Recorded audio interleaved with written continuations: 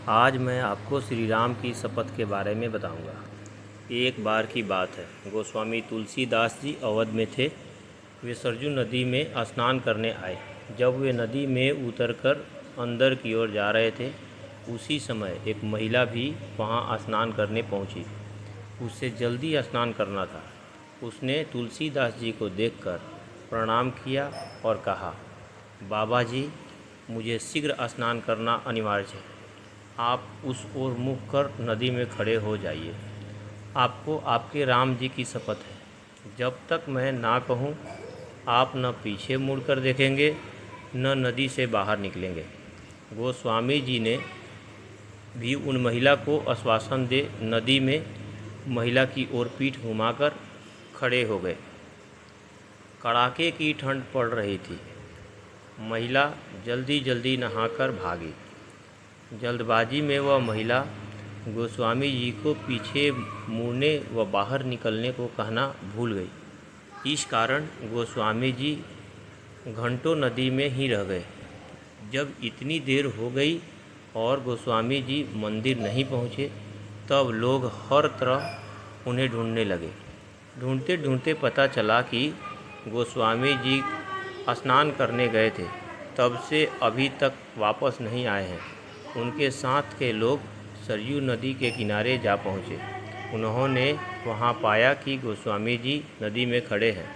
उन्होंने गोस्वामी जी से बाहर निकलने का आग्रह किया। तब गोस्वामी जी ने मना करते हुए कहा, मैं बाहर नहीं निकल सकता हूँ। एक महिला ने मुझसे शपथ ली है, यदि वह देवी मुझे बाहर निकलने को कहेगी तभी मैं बाहर निकल सकता हूँ। तुलसीदास जी की बात सुनकर सभी लोग हैरान हो गए। धीरे धीरे यह बात राजा के पास पहुंच गई। राजा कुछ समझ नहीं पाए। वह शीघ्र ही गोस्वामी जी के पास पहुँचे। राजा ने गोस्वामी जी से बाहर निकलने की विनती करते हुए कहा, किसी व्यक्ति की शपथ के कारण इस कड़ाके की ठंड में नदी में खड़े रहना स्वास्थ्य के लिए सही नहीं है। सबसे महत्वपूर्ण आपका स्वास्थ्य है।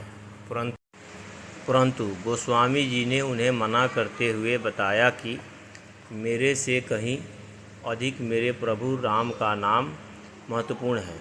उन देवी ने मुझे मेरे प्रभु श्री राम की शपथ दिलाई थी। उनका नाम मेरे पूरे अस्तित्व से अधिक महत्वपूर्ण है। राजा ने गोस्वामी जी से पूछा, बाबा जी, उन देवी का नाम क्या है? कहाँ की रहने वाली है वो? इस प्रश्न पर तुलसीदास जी ने राजा से कहा, मुझे ज्ञात नहीं है।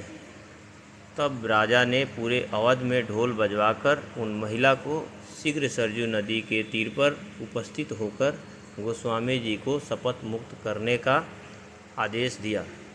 उन महिला को जैसे ही अपनी गलती का आभास हुआ, वे दौड़ती हुई नदी के तीर पर जा पहुँची। वहाँ हाथ जोड़कर क्षमा याचना करती हुई गोस्वामी जी से कहने लगी, बाबा जी, अब आप पीछे मुड़कर देख सकते हैं और नदी से बाहर भी निकल सकते हैं। फिर कहने लगी, हे बाबा जी, मुझसे बड़ा अपराध हुआ, मैं दंड की भागी हूँ। यदि आप इसकी दया हो तो क्षमा करें। गोस्वामी जी तुलसीदास ने मुस्कुराते हुए कहा, नहीं देवी, आपसे कोई अपराध नहीं हुआ है। मेरे प्रभु चाहते थे कि मैं यहाँ एकांत में श्री सरजू जी के जल में उनकी भक्ति करूं। मुझे ऐसा करने का शुभ अवसर प्राप्त हुआ, इसके लिए आपको धन्यवाद। ऐसे होते हैं सिद्ध पुरुष, अंततः शांत। यह भारत भूमि है, देवभूमि है, जिसे भगवान भी अवतरित होने के योग्य समझते हैं। भारत भूमि संतों की भूमि है। अंततः काल से कितने ही बड़े ऋषि मुनि महात्मा संत जन साधु यहाँ जन्म लेते आए हैं अपने ज्ञान की धारा से अपने समय में, और उनके बाद भी लोगों की निर्मल करते हैं। आपको यह कहानी कैसे लगी?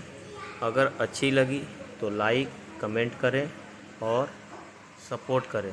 साथ ही मेरे इस चैनल को सब्सक्राइब करें और मुझे सपोर्ट करें।